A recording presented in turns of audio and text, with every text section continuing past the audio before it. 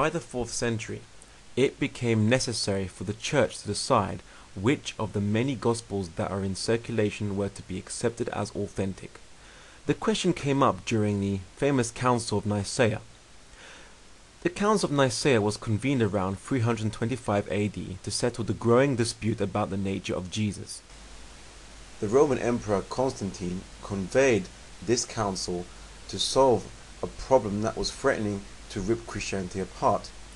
Although the emperor was pagan, he needed a new gimmick to unite the Roman Empire from being fractured and from splintering apart.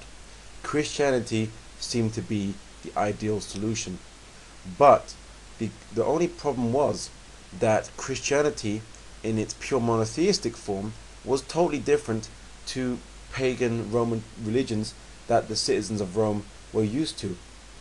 So it was in his interests to foresee the creation of a more Romanized Christianity that would appeal to Roman citizens and at the same time unite them behind one common religion and would unite them politically in one common identity.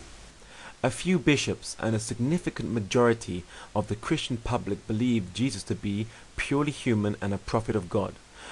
But the other bishops, like Athanasius, believed Jesus was divine. Fortunately, the two testimonies of eyewitnesses of the event have been preserved, so there can be little doubt as to the method used during the event in the selection of the Gospels. There were 318 bishops present in this council, and one of the two eyewitnesses, Sabinus, Bishop of Heraclea, left a description of their mental capabilities. With the exception of the emperor and Eusebius Paphilus, these bishops were a set of illiterate, simple creatures who understood nothing. Yet, it was this council of illiterate, simple-minded creatures who decided the fate of Christian doctrine for the next 1,700 years, and in the end they submitted the issue of Jesus' divinity to a vote. After much pressuring from Athanasius, the pro-divinity group won by majority vote.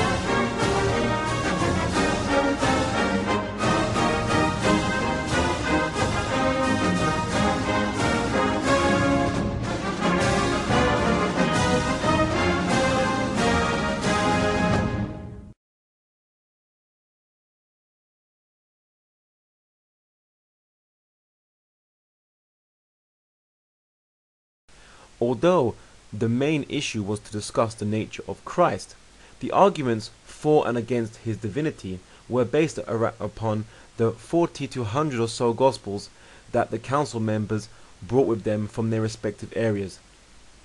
So the issue over which Gospels are fully authentic and which are not had to be dealt with there and then in order for an agreement to be reached on which is to be used as a source for argumentation.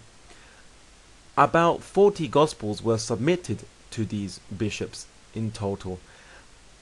As they differed widely in their contents, the decision was very difficult as to which one to choose. At last it was determined to resort to divine intervention. The method used was known as a sortes sanctorum, or the holy casting of lots for the purposes of divination. Its use in the Council of Nicea was described by another eyewitness, Pappus, in his book the Synodicon. To the Council of Nicea.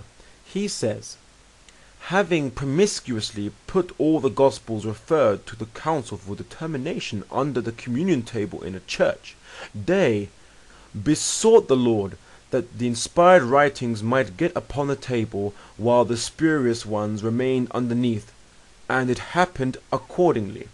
So then, when the church fathers came back the next morning, they found 4 Gospels, Matthew, Mark, Luke, and John, on the table.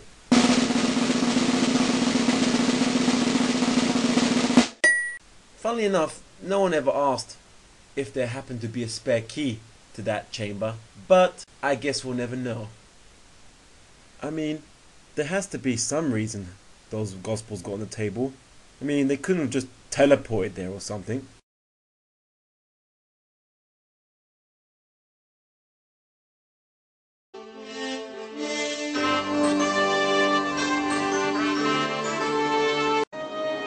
Energizing.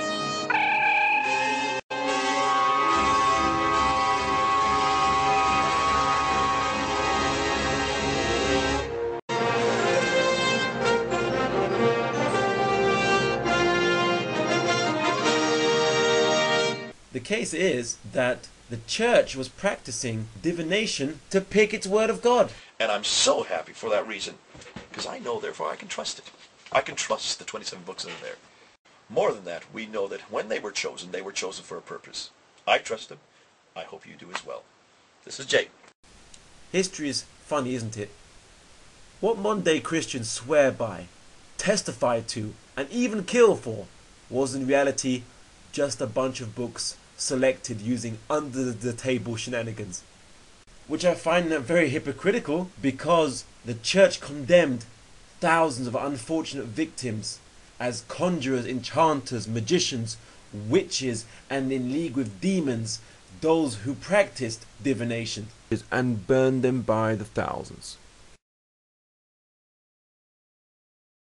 And Harry Potter and all his wizard friends went straight to hell for practicing witchcraft.